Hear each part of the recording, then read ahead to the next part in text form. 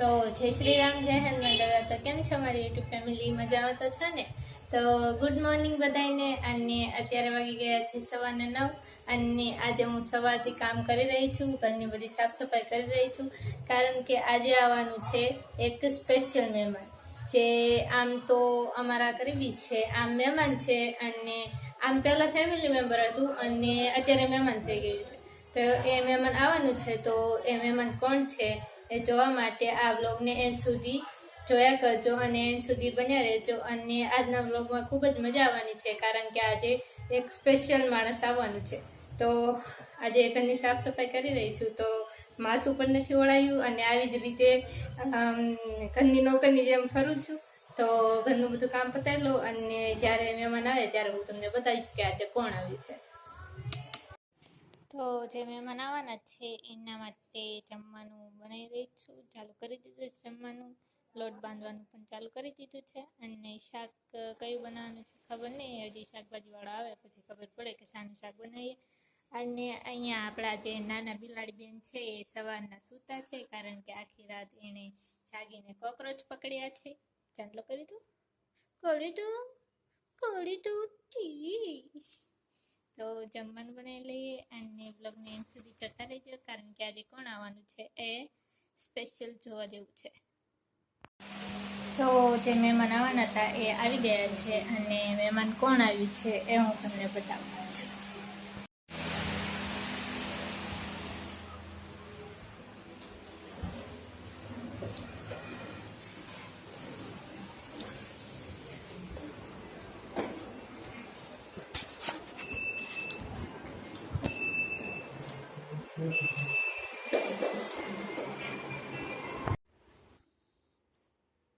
બોલ એકલા નથી આવડતા.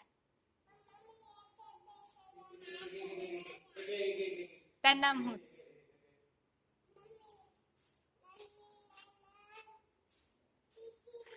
પીકી બેન. પીકી બેન. તારા પપ્પાનું નામ? ભોટુભાઈ. તારું નામ? इसको गए अकर चक्कर गातो पुष्पराज वाળું બોલ. પુષ્પરાજ. પુષ્પરાજ અહીંયા અહીંયા પુષ્પરાજ.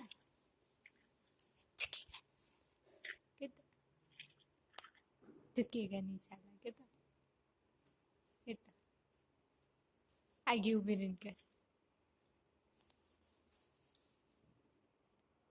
पुष्पराज